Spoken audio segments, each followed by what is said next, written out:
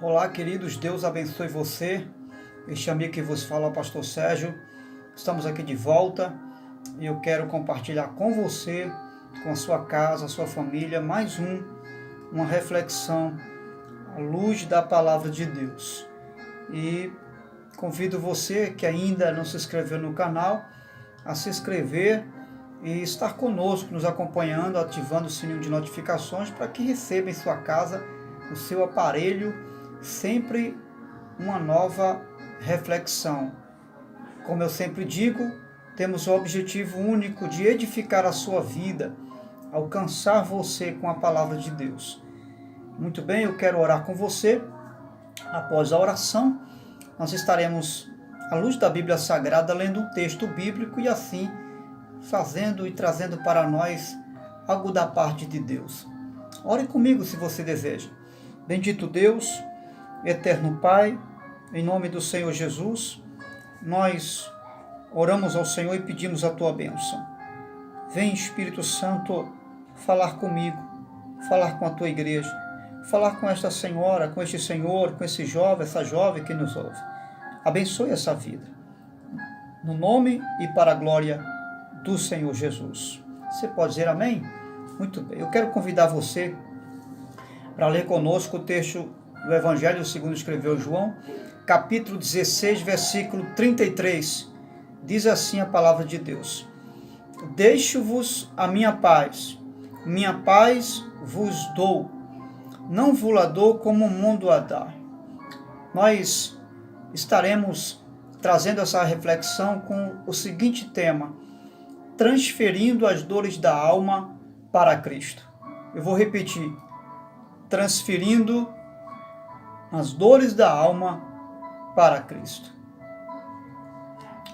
Eu não sei se esse é o seu caso, de estar sentindo dores na sua alma, que somente Deus pode alcançá-la, e somente o Espírito Santo pode refrigerar. Eu quero que você nos acompanhe aqui.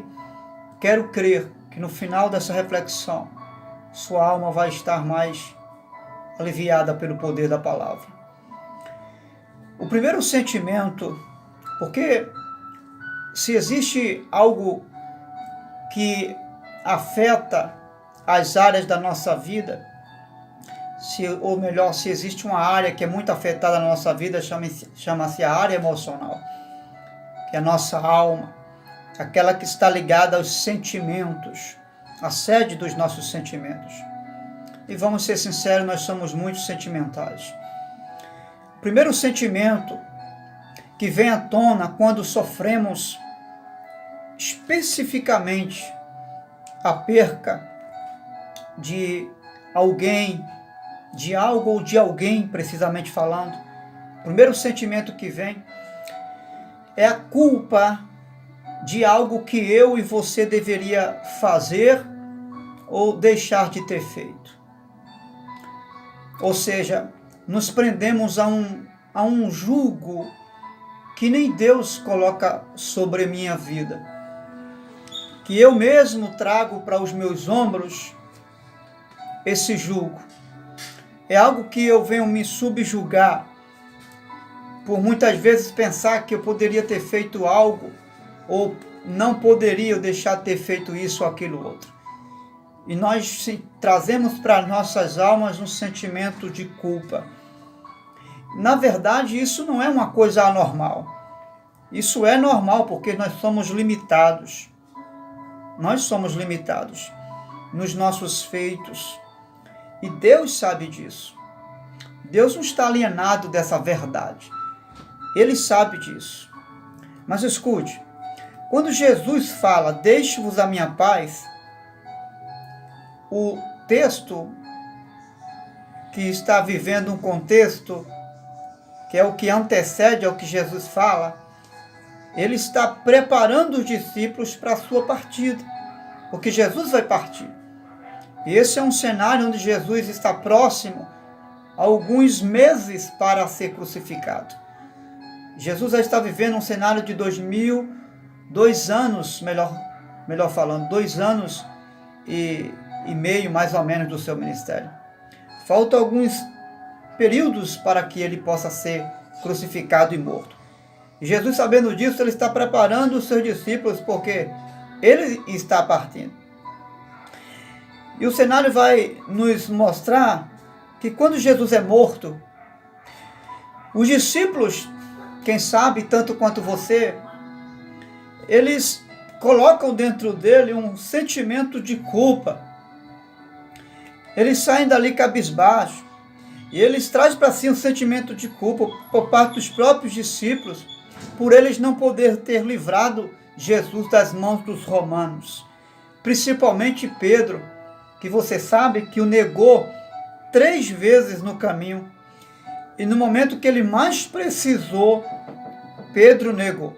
Mas na verdade, tudo o que acontece com Jesus, por mais doloroso que fosse, após sua morte, tudo aquilo ali não fazia nada mais, nada menos do que um plano de Deus para a vida do seu Filho amado. Que na verdade deixaria sua morte, com a sua morte, um grande legado. Jesus não estava deixando um final de derrota. Jesus não estava deixando um legado de fracasso. Não. Mas de vitória. Embora esse legado que ele deixasse estava se culminando com a sua morte, mas fazia parte do projeto de Deus. Então, qual é o nosso desafio com tudo isso? Nem os próprios discípulos entenderam e eles mesmos se subjugaram, culpados daquela situação. Julgaram-se culpados daquela situação. E julgaram-se tão culpados que achavam que Jesus havia desprezado, porque eles estavam se autocondenando. Qual é o desafio desse cenário? Que não só aconteceu na vida de Jesus, dos discípulos, mas quem sabe que está acontecendo com você agora. O maior desafio é a aceitação do plano de Deus. Está sendo difícil aceitar esse plano de Deus? Está sendo desafiador para você aceitar esse plano? Um plano de perca, um plano de ausência, um plano onde não terminou para você, né? Porque aos seus olhos alguém não terminou a sua carreira. Aos seus olhos a vida e os projetos de alguém ficou pela metade. Mas isso é apenas aos seus olhos, aos meus olhos. E você vai ver que só mais tarde os discípulos é que eles vão entender o porquê de tudo isso. Eles vão entender que eles não eram culpados dessa situação. Calma, meu querido. Calma, minha querida. Você não é responsável pela perda dessa situação, onde foi o próprio Deus que trouxe a este mundo. Isso que você não tem hoje, foi Deus que lhe deu. O Deus que deu é o Deus que também toma. Deus nos deu, Deus tomou. Ele tem o direito de assim fazê-lo, porque a Ele pertence todas as coisas. Então, o que eu preciso entender, o que você precisa entender, é que a perda também faz parte do plano de Deus. A ausência de coisas também faz parte do projeto de Deus, ainda que doloroso que seja. Mas os discípulos entenderam que aquela perca foi uma perca aos olhos deles, mas havia um ganho por trás daquilo ali. Existe um ganho por trás dessa perca. Um outro sentimento que chega na hora da perca, que para nós é irreparável, é o sentimento dos porquês, ou seja, das dúvidas que vêm ao nosso coração, à nossa mente. Nós começamos a perguntar por quê, qual o motivo, qual o propósito. Ficamos buscando respostas para tudo isso, que na verdade não queremos aceitar. E não queremos aceitar porque, a princípio, entendemos que a perca não fazia parte do plano de Deus. Mas quando entendemos que a perca faz parte do plano de Deus, vamos compreender e ter respostas para as dúvidas que nos cercam diante das percas também. Veja o que diz Romanos 8, 28. Todas as coisas cooperam para o bem daqueles que amam a Deus. O texto não está falando que coopera para um mal de alguém. O texto está falando que coopera para o bem. É para o bem daqueles que amam a Deus. Ainda que pareça um contrassenso, é diferente do que nós pensamos. Mas esse é o pensamento de Deus. Esse é o pensamento de Deus em relação aos contrassensos da vida. O pensamento de Deus é que a perda é ganho. O pensamento de Deus é que aquilo que eu não tenho, eu tenho. O pensamento de Deus é muito maior do que os meus pensamentos. Escute, Deus está dizendo para mim e para você, existe um bem maior aguardando para você, a você, e seus filhos e a toda a sua casa. Um bem vindo da parte de Deus. E quem sabe você está dizendo, mas eu não queria um outro bem. Era aquilo mesmo que eu queria. Escute, na vontade de Deus não existem escolhas minhas. A escolha é de Deus. E Deus sabe o tempo de bem e que seja bom para mim que eu tenha isso ou que eu tenha aquilo outro. Deus sabe o tempo necessário para ter e para não ter aquilo que é bom para mim. Veja, as Escrituras diz em 1ª Epístola de João, capítulo 5, versículo 14.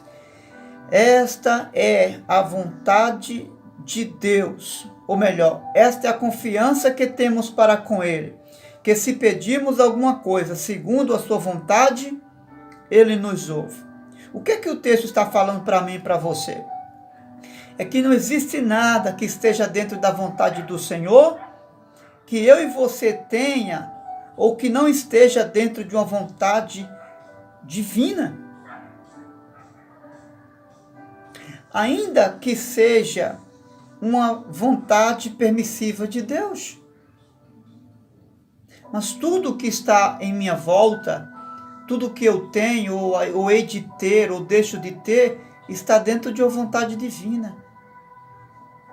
Você precisa entender isso. Há uma vontade divina por cima da minha vontade. Existe um querer divino por cima do meu querer. Existe um desejo divino por cima dos meus desejos.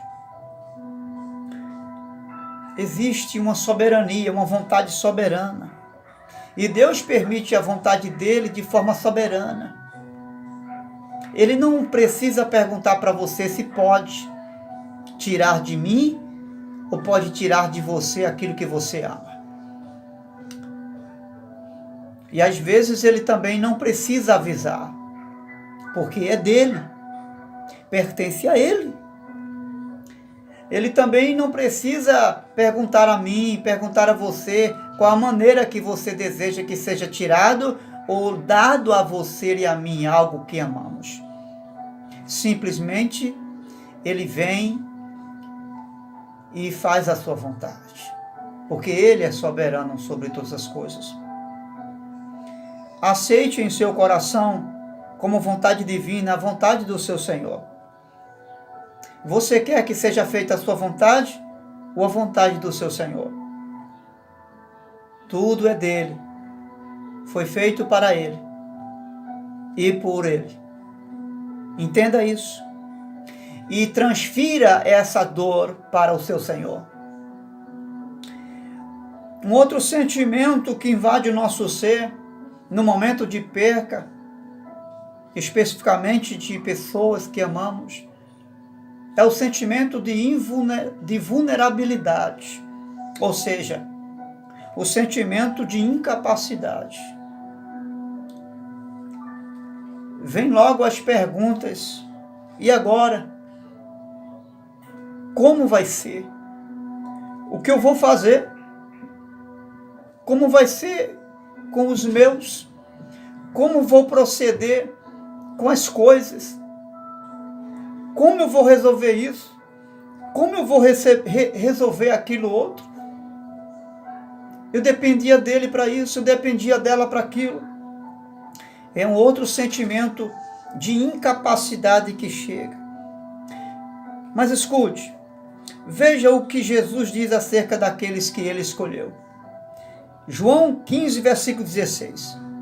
Ele diz: não foi vocês que me escolheu, mas eu vos escolhi, a mim. O que Jesus está falando aqui?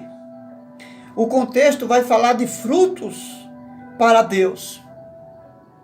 Esses frutos falam de uma dependência que nós temos de Deus, total dependência de Deus para frutificar. Ele diz: se vocês estiverdes em mim, eu estarei em vós, e vocês darão muitos frutos. O que Jesus está dizendo aqui? Ele está dizendo que sem ele, você não pode fazer nada. Em outras palavras, a sua vida existe, e você é feliz não por causa de A. A sua felicidade, a centralidade da vida que está em você, não estava e não está em alguém que, quem sabe, agora não está mais com você. A alegria, a razão da sua existência, a provisão para um futuro feliz, não está em pessoas que estão hoje, ou que, quem sabe, não estão mais com você. Jesus está dizendo que a minha e a sua dependência não estão nas coisas existenciais, mas nele que está aí com você. Ele é o centro de toda a sua vontade. Jesus está dizendo que nele nós somos capazes de fazer e de sobrepujar toda e qualquer situação da vida, por mais dolorosas que elas sejam, aleluia. Jesus está dizendo que você é capaz, com ele, de dar a volta por cima, e quando você chegar em um determinado lugar e tempo, você vai olhar e vai perceber que quem conduzia você sobre as águas do mar era ele e não alguém. Quem levava você a sobrepujar as dificuldades era ele e não alguém. Quem levava você às conquistas e vitórias e enchia sua alma de gozo, aleluia, era a sua presença. Escute, o que é fraqueza para você é força para Deus. Você está fraca, não está? Deus está dizendo, isso é força para mim. Você está dizendo, eu não posso. Deus está dizendo, você pode comigo. O que você tem por perca, Deus tem por ganho. Para você foi perca, não foi? Deus está dizendo, para mim foi ganho. Para você foi ausência, não foi? Deus está dizendo, para mim é presença. Aleluia. Deus está dizendo que nada se perdeu. Tudo foi ganho. Nada foi lançado fora, nenhuma gota de sacrifício, nenhum sacrifício esmerado, esforçado, feito por vocês foi jogado fora. Tudo foi ganho. Aleluia. O que é perca para você é ganho para Deus. Um outro sentimento que muitas vezes vem para bloquear nossa vida, é o sentimento da solidão. Nenhum ser humano nasceu para viver isolado ou sozinho, principalmente sem a pessoa que nós amamos. E Deus sabe disso. Mas deixa eu dizer uma coisa para você. E você sabe, e eu sei, que viver sem a pessoa que amamos é doloroso, dói. Se ausentar por alguns dias ou por alguns anos é uma coisa, mas saber que nós não vamos viver mais, saber que nós não vamos tê-lo mais, é doloroso. Isso machuca a nossa alma. Mas deixa eu dizer uma coisa para você. Existe alguém que também sofreu a perca da ausência de alguém que muito amou. Jesus Cristo. Ele se ausentou do Pai que muito ama. Tanto o Pai sentiu sua ausência, como ele também sentiu a sua ausência. Ele sabe muito de perto, tanto quanto você agora, o que é sentir-se sozinho, sentir o aperto da solidão. Em Mateus 27, versículo 47, a verdade bíblica vai nos dizer, quando ele está no Calvário, a Bíblia diz que ele diz: Deus meu, por que me desamparaste? Ele estava só, e o pior, carregado de maldição, por mim e por você. Ele sabe o que é você se sentir só. Você pode estar se sentindo solidão, mas não a solidão que Jesus sentiu. Você pode estar se sentindo falta de alguém que ama, mas Jesus sentiu a falta do Pai. E não apenas isso, mas ele foi desprezado, ele foi envergonhado e traído e odiado pelo mundo inteiro. Ei, escute, você não está assim. Você não está sentindo o que Jesus sentiu. Você não está tendo o peso que Jesus teve. Você tem a presença do Espírito Santo aí. Aleluia. Jesus não tinha nem a presença do Espírito Santo com ele. Ele ficou sozinho. Ele ficou sozinho e ficou angustiado. Ele ficou isolado. Ele ficou maldito no Calvário. Você é abençoado, você não é maldito. Você não está com uma maldição, você está debaixo de uma bênção. Aleluia. Você não está assim como Jesus. Você não está só. Você tem o Espírito Santo. Você tem seus filhos que lhe amam. Você tem a família que lhe ama. Você tem ao seu lado amigos. E por mais distantes que eles estejam, eles estão dizendo: ei, eu estou aqui. Eu estou aqui com essa palavra. Eu estou aqui de joelhos por você. A caminhada é longa, mas nós vamos estar juntos. Aleluia. Amigo, amiga, eu sei que não é fácil sorrir, mas transfira essa solidão, transfira esse sentimento de dor, transfira esse sentimento de dúvida, de incapacidade para o seu Senhor nesse momento. Transfira. Você não está sozinha. Você não está sozinho. Força, força. Jesus está dizendo: eu estou com você. Eu estou dentro de você. Há um longo caminho pela frente. Eu nomeei você para continuar a jornada. Eu escolhi você para continuar a escrever o que alguém não terminou de escrever.